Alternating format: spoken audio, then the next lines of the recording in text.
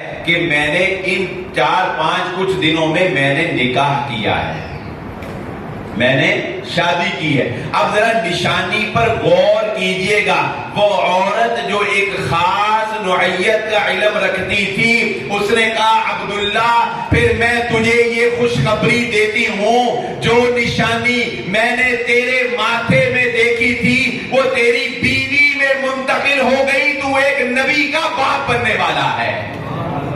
محمد الرسول اللہ صلی اللہ علیہ وآلہ وسلم۔ اور جس وقت ابرہہ نے الم تر کیف فعل ربک باصحاب الفیل گفتگو کو اختتام کی طرف لے کر جائیں کہ جب ابرہہ نے بیت اللہ کے اوپر حملہ کیا، وہ اپنے ساتھ ہاتھیوں کو لے کر آیا، اس نے شاہ روم سے کہا مجھے ہاتھیوں کا سردار محمود ہاتھی چاہیے، وہ ہاتھی کے جس نے آج تک کسی بادشاہ، کسی سردار، کسی سپہ سالار کو جھک کر سلام پیش نہیں کیا تھا۔ یہ اس محمود ہاتھی کی خوبی تھی کہ وہ اتنا اکڑ والا جوشیلا تھا کہ اس نے کبھی سلام پیش نہیں کیا۔ ابرہہ بیٹھا ہے، عبد المطلب کے 200 اونٹ اس کے فوجی پکڑ لائے۔ عبد المطلب اونٹوں کو چھڑوانے کے لیے، مذاکرات کرنے کے لیے ابرہہ کے خیمے میں داخل ہوئے۔ عبد المطلب نبی صلی اللہ علیہ وآلہ وسلم کے دادا خیمے سے اندر آئے، دائیں طرف محمود ہاتھی کھڑا ہے، دربار سجا ہوا ہے۔ محمود ہاتھی نے عبد المطلب کو دیکھ کر ان کو سلام پیش کیا۔ ابرہہ نے ہاتھی کی طرف دیکھا، اپنے تخت سے اٹھ کر عبد المطلب کا استقبال کیا، نیچے بیٹھ کر مذاکرات کیے۔ مذاکرات ختم ہوئے، اس نے اپنے راہبوں کو، پادریوں کو، کاہنوں کو بلایا۔ اس نے کہا عبد المطلب کو آج محمود نے سلام پیش کیا، اس نے کبھی شاہ روم کو سلام پیش نہیں کیا، اس کے سلام پیش کرنے کی مجھے وجہ بیان کرو۔ راہبوں نے کہا بادشاہ سلامت، عبد المطلب کے خاندان میں وہ چشم و چراغ پیدا ہوگا جو دنیا کو روشن کر دے گا۔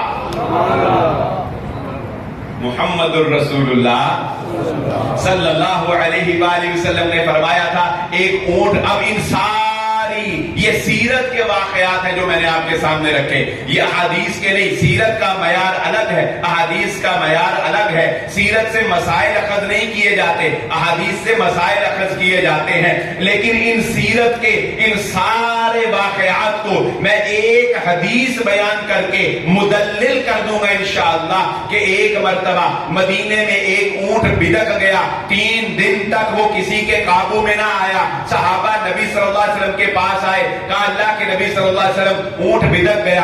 آپ نے کہا میرے ساتھ چلو، آپ صحابہ کے ساتھ چلے۔ اونٹ نے جب آپ کو دیکھا قدموں میں جھک کر سلام پیش کیا۔ صحابہ نے کہا اللہ کے نبی صلی اللہ علیہ وسلم جانور آپ کو سجدہ کرتے ہیں، ہم آپ کو سجدہ کیوں نہ کریں؟ اللہ کے نبی صلی اللہ علیہ وسلم نے فرمایا امت محمدیہ میں اگر سجدے کی اجازت کسی کو ہوتی تو میں بیوی کو حکم دیتا کہ وہ خامد کو سجدہ کرے، لیکن یہاں اللہ کے علاوہ یہ پیشانی کسی کے آگے جھکانے کی اجازت اللہ نہیں دیتا۔ سجدہ صرف اللہ کے لیے، مانگنا صرف اللہ کے لیے، نظر و نیاز صرف اللہ کے لیے، چڑھاوا صرف اللہ کے لیے۔ اللہ کے نبی صلی اللہ علیہ وسلم نے فرمایا اے میرے صحابہ یہ اونٹ میرے سامنے آ کر جھک گیا، یہ تو کچھ بھی نہیں، آؤ میں تمہیں اپنی نشانی، اپنی ذات کی حقیقت یہ بتاتا ہوں۔ اس روئے ارضی کے اوپر ان سنگلاخ چٹانوں کے ٹکڑوں کے درمیان اس زمین پر کائنات میں صرف ضد، انا اور حد درمی کی وجہ سے انکار کرنے والے جنات اور انکار کرنے والے انسان میرا انکار کرتے ہیں، وگرنہ کائنات کی ہر چیز مجھے پہچانتی ہے کہ میں اللہ کا آخری نبی ہوں۔ محمد الرسول اللہ صلی اللہ علیہ وسلم. آپ نے فرمایا تم اونٹ کی بات کرتے ہو, یہ شجر, یہ حجر, یہ ذرہ ذرہ, یہ پتا پتا, یہ چاند, یہ سورج, یہ آسمان, یہ فلک, یہ ستارے, یہ زمین پر چلنے والے کیڑے, یہ بہنے والا پانی, یہ جھرونکے, یہ ہر چیز مجھے پہچانتی ہے اور مجھے جانتی ہے. جنہوں نے نہیں مانا انہوں نے پہچان نہ ہونے کی وجہ سے نہیں انکار کیا, عدم معرفت کی وجہ سے کسی نے انکار نہیں کیا. لوگوں نے حق کو پہچانا, حق کو جانا, حق کو سمجھا. اگر انکار کیا تو ضد کی وجہ سے کیا, انا کی وجہ سے کیا, حق درمی کی وجہ سے کیا.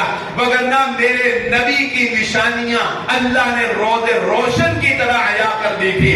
جنہوں نے نہیں مانا پہچانا انہوں میں بھی تھا.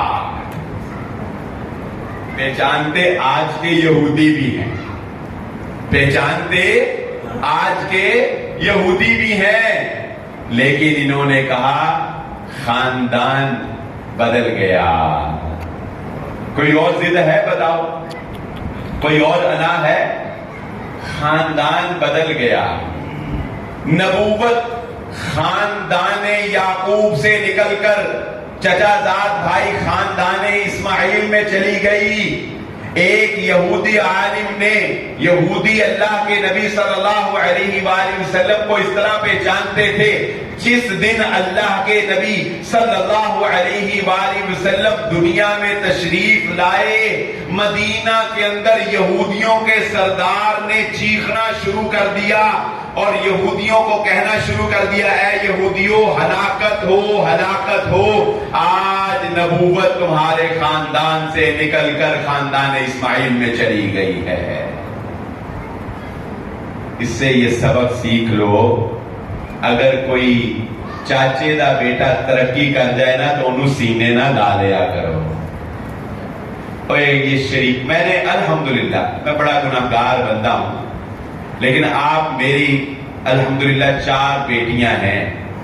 الحمدللہ آپ میری کسی بیٹی کو پوچھیں نا کہ بیٹا لفظ شریکہ کیا ہوتا ہے تو اس کو نہیں پتا. لفظ شریکہ کیا ہوتا ہے اس کو نہیں پتا. میں نے اپنے گھر میں یہ پابندی لگا دی کہ اس لفظ کا استعمال نہیں ہونا چاہیے. یہ لفظ ہی نفرت پہ دلالت کرتا ہے, یہ لفظ ہی انسانوں کے درمیان جدائیاں ڈالتا ہے. ایسے الفاظ اپنی زندگی سے نکال دو. یہ خاندانی تعصب, یہ خاندانی نفرت کہ جی خاندان کام نہیں آتا, رشتہ دار کام نہیں آتے, یہ ایسے جملے بنائے جاتے ہیں کہ نہیں بنائے جاتے کہ جی مشکل میں کوئی کام نہیں آتا, مشکل میں رشتہ دار کام نہیں آتے, یہ پھپھو ایسے, یہ خالہ ایسے, یہ تایا ایسے, یہ چاچا ایسے, یہ ماما ایسے. نہیں, اللہ کی قسم, ان جملوں کی وجہ سے, ان باتوں کی وجہ سے ہم خاندانوں میں دراڑیں ہیں, ہم خاندانوں میں دوریاں ہیں. جب کہیں مشکل آتی ہے تو یقین مان لو خاندان والے ہی سب سے پہلے کھڑے ہوتے ہیں. شرط یہ ہے تم خود اچھے. جو خود اچھا ہوتا ہے لوگ بھی اس کو اچھے ہی ملتے. اور نیتاں نو مراداں, اللہ اکبر, بڑی پیاری بات یاد آ گئی. جو بندہ اندر سے اچھا ہوتا ہے نا, جس کا دل اجلا ہوتا ہے, جس کا دل صاف ہوتا ہے, دلوں کو صاف رکھو. اللہ کی قسم دلوں کو صاف رکھنے والوں کو اللہ بھی اپنا قرب عطا کر دیتا ہے. اب ایک مثال دینے لگا ہوں, ذرا غور سے سمجھنا. میری مائیں بہنیں بیٹیاں بیٹھی ہیں, وہ بھی غور سے سنیں. نبی صلی اللہ علیہ وآلہ وسلم نے اپنی بیٹی حضرت زینب کی شادی کی حضرت ابو العاص سے اعلان نبوت سے پہلے. اعلان نبوت ہو گیا,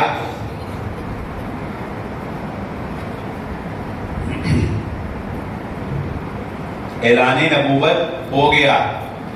حضرت زینب ابو العاص کو کہنے لگی میرے والد محترم محمد الرسول اللہ, ذرا اونچی کو نیند ٹوٹے, محمد الرسول اللہ صلی اللہ علیہ وسلم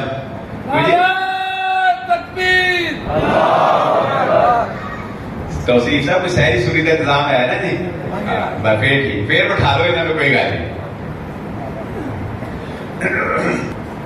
کہنے لگی کہ میرے والد کو اللہ نے نبی بنا دیا ہے، میں ان پر ایمان لاتی ہوں. ابو العاص آپ بھی ایمان لے آئیں. ابو العاص نے ایمان لانے سے انکار کر دیا. اب ذرا تصور بات کو ذہن میں رکھنا، دل کا اچھا ہونا، اندر سے اچھا ہونا، جو اندر سے اچھا ہوتا ہے اللہ اسے ایک دن اپنے پاس بلا لیتا ہے، اپنا بنا لیتا ہے. غزوہ بدر ہوئی، اتنا بڑا امتحان تھا کہ سسر داماد کے خلاف لڑ رہا ہے. سسر داماد سسر کے خلاف لڑ رہا ہے. چچا بھتیجے کے بھتیجا چچا کے خلاف، بھائی کے باپ بیٹے کے. ابو بکر صدیق رضی اللہ تعالیٰ عنہ کا بیٹا عبد الرحمن جب بعد میں مسلمان ہو گیا، کہنے لگا بابا جان غزوہ بدر میں آپ میری تلوار کے نیچے آ گئے، مگر شفقت پدری کی وجہ سے، باپ کی محبت کی وجہ سے میں نے آپ پر تلوار نہیں چلائی. ابو بکر کہنے لگے بیٹا تو ایک مرتبہ میری تلوار کے نیچے آتا، میں تیری گردن کاٹ دیتا. اس دن رشتہ صرف توحید کا تھا، خاندان کا نہیں تھا.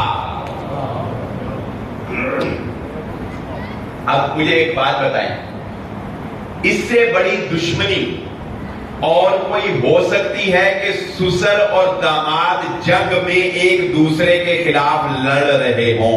بتاؤ، اس سے بڑی دشمنی کوئی ہو سکتی؟ قیدی ہو گئے، حضرت ابو العاص قیدی بنا لیے گئے. اللہ کے نبی صلی اللہ علیہ وآلہ وسلم نے فیصلہ کر لیا کہ فدیہ دے کر قیدیوں کو چھوڑ دیا جائے گا. آپ کے سامنے فدیے کی چیزیں ایک ایک کر کے پیش کی جانے لگی. آپ کے سامنے ایک ہار پیش کیا گیا. آپ نے ہار کو دیکھا، آپ کی آنکھوں میں آنسو آ گئے.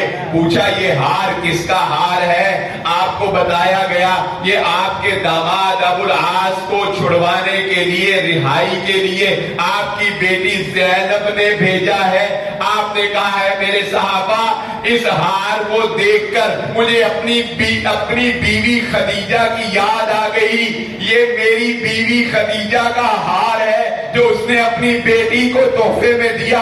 یہ میری خدیجہ کی نشانی ہے. میری بیٹی کے پاس دینے کے لیے اور کچھ نہیں ہوگا. اس نے یہ قیمتی ہار اپنی ماں کی آخری نشانی اس شوہر کی وفا میں اس کو چھڑوانے کے لیے بھیج دی. اے میرے صحابہ میں تم سے یہ التجا کرتا ہوں، انصاف کے تقاضے پورے ہوں گے مگر تم مجھے اجازت دو میں ابو العاص کو بھی چھوڑ دوں اور یہ ہار بھی اپنی بیٹی کو واپس بھیج دوں. صحابہ نے کہا آپ پر جانے قربان، ہار کیا چیز؟ آپ پر جو جانے قربان، کہا اللہ کے نبی صلی اللہ علیہ وسلم بات ہی کوئی نہیں. ابو العاص کو بھی چھوڑے، ہار بھی واپس کریں.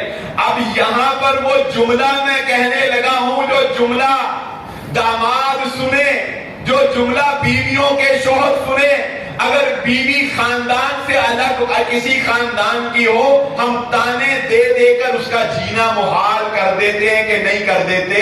اور یہاں پر تو فرق کفر اور اسلام کا ہے. یہاں پر تو دشمن کی بیٹی گھر میں ہے. یہاں پر تو سسر سے جنگیں ہو رہی ہیں. اگر بیوی کی تعلیم کم ہو ہم تب جینے نہیں دیتے، رنگ میں فرق ہو ہم تب جینے نہیں دیتے، قد میں فرق ہو ہم تب جینے نہیں دیتے. اللہ کی قسم ہم انسان نہیں رہے، ہم درندے بن چکے ہیں. یہ حقیقت ہے کہ ہماری آگ اگلتی زبانیں، یہ تانے کے تیر برساتی ہوئی ہماری زبانیں، ہم تو آنکھوں سے اگلے کو مار دیتے ہیں، زبان تو دور کی بات ہے.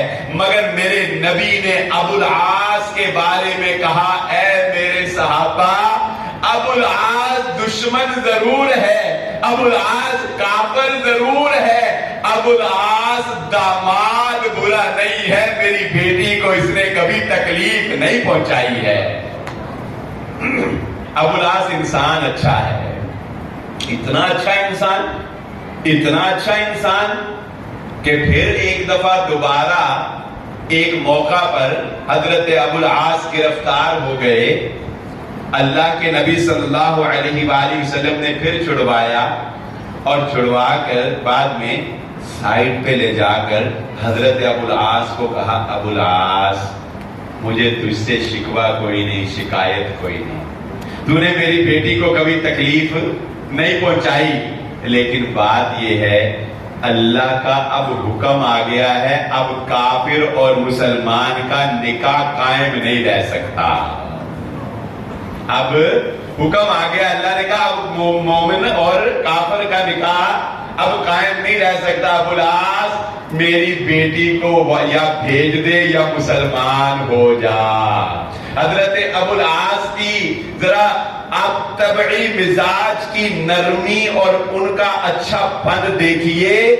گئے مکہ جا کر حضرت زینب کو تمام بہترین ساز و سامان کے ساتھ ان کے بچوں سمیت انتظام کر کے بغیر تکلیف پہنچائے حضرت ابو العاص نے حضرت زینب کو مدینہ بھیج دیا. ابھی تک مسلمان نہیں ہوئے، لیکن نبی صلی اللہ علیہ وسلم نے گواہی دی ابو العاص مسلمان نہیں ہوا پر بندہ نہیں پہلا. ابو العاص مسلمان نہیں ہوا پر بندہ اچھا ہے. اس اچھے بندے ہونے کی وجہ سے پھر ایک دن ابو العاص نے مکے والوں کی ساری امانتیں واپس کر کے سارے لین دین کلیئر کر کے مدینے جا کر محمد الرسول اللہ کے ہاتھ پر اسلام کو قبول کر لیا تھا. اور اپنی بیوی سے اتنی محبت کرتے تھے. ان کے ایمان لانے کے بعد 1 سال بعد حضرت زینب وفات پا گئی تو نبی صلی اللہ علیہ وسلم کو کہنے لگے اللہ کے نبی صلی اللہ علیہ وسلم میں زینب کے بغیر زندہ نہیں رہ سکوں گا، میں زینب کے بغیر زندہ نہیں رہ سکوں گا. 1 سال بعد بیوی کی وفات کے 1 سال بعد حضرت ابو العاص بھی ایمان کی حالت میں اپنے خالق حقیقی سے جا ملے. اور اب ایک